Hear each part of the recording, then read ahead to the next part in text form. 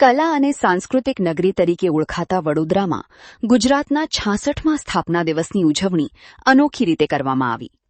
વડોદરા મહાનગરપાલિકા, MS university અને કલાનુભૂતિ સંસ્થા દ્વારા સંયુક્ત રીતે ગુજરાત ગૌરવ સ્વર યાત્રાનું આયોજન કરવામાં આવ્યું હતું.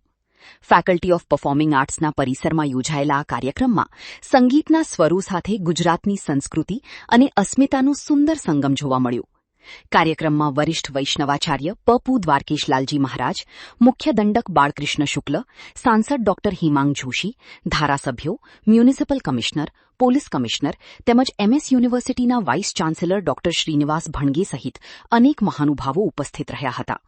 પ્રાસંગિક ઉદબોધનમાં દ્વારકેશલાલજી મહારાજે સંગીતને ઈશ્વર સુધી પહોંચવાનો સેતુ ગણાવી 7 સ્વરોનું માનવ જીવન સાથેનું મહત્વ સમજાવ્યું અને આશીર્વચન આપ્યા. 66માં ગુજરાત સ્થાપના દિવસ નિમિત્તે ગુજરાત ગૌરવ સ્વર યાત્રાના માધ્યમથી જ્યારે કલાનુભૂતિના મંચથી વડોદરાના સર્વ કલાકારો કલાનગરી વડોદરામાં કલાની પ્રસ્તુતિ કરવાના છે, ત્યારે આપણા સૌ માટે ગૌરવનો વિષય છે કે ગુજરાત ગૌરવ દિવસની આ મધુર ગાથાની વચ્ચે આપણે સંગીતના માધ્યમથી એક પ્રસન્નતા, શાતા, પ્રફુલ્લિત મને આપણા જનની જન્મભૂમિશ્ચ સ્વર્ગાદપી ગરીયસી એવી આપણી જન્મભૂમિને આપણે સ્વરાર્પણ કરીને અને આપણે ગૌરવ અનુભવ કરી રહ્યા છે, ત્યારે વડોદરાના સૌ નગરજનોને મારી આ ગુજરાત ગૌરવ સ્વર યાત્રા નિમિત્તે કલાનુભૂતિના મંચથી ખૂબ ખૂબ અભિનંદન છે, ખૂબ ખૂબ શુભકામનાઓ છે.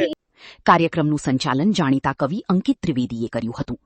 શહેરના જાણીતા ગાયકો અચલ મહેતા, રવીન નાયક, સનત પંડ્યા તેમજ યુવા ગાયકો કાવ્યાલીમયી, સ્વરિત કીલકર અને મહર્ષિ પંડ્યાએ ગુજરાતની પરંપરા અને ગૌરવ દર્શાવતા ગીતો તથા ગરબા રજૂ કરી દર્શકોને મંત્રમુગ્ધ કરી દીધા. આ સંગીતમય સ્વરયાત્રાનો આનંદ માણવા માટે વડોદરાના નગરજનો મોટી સંખ્યામાં ઉપસ્થિત રહ્યા હતા. આ વિસ્તારના લોકપ્રિય ધારાસભ્ય અને વિધાનસભાના દંડક આદરણીય બાળકૃષ્ણ શુક્લજીના પ્રેરણાથી વડોદરાના જે કલાનગરીનું બિરુદ છે એ જળવાઈ રહે એ માટે કલાનુભૂતિના માધ્યમથી ઘણા પ્રયાસો થતા રહેતા હોય છે. અને આજે ગુજરાત ગૌરવ દિવસ નિમિત્તે કલાનુભૂતિ દ્વારા એક સ્વરોનો સંગમ એ પ્રકારનું સમગ્ર મંચ આજે તૈયાર થયું છે, ત્યારે આજે અહીંયા ઉપસ્થિત રહીને વડોદરા કે જે કલા અને સંસ્કૃતિ નગરી છે એનું જે સાચું કલેવર છે એને ઉજાગર કરવાનો જે પ્રયાસ થયો છે સાચે જ બિરદાવવા લાયક છે. અને આ સમગ્ર પ્રયાસ બદલ આદરણીય બાળકૃષ્ણ શુક્લજી અને કલાનુભૂતિની સમગ્ર ટીમને, મહારાજા સયાજીરાવ યુનિવર્સિટીની પરફોર્મિંગ આર્ટ્સની ટીમને હું ખૂબ ખૂબ શુભકામનાઓ અને અભિનંદન પાઠવું છું.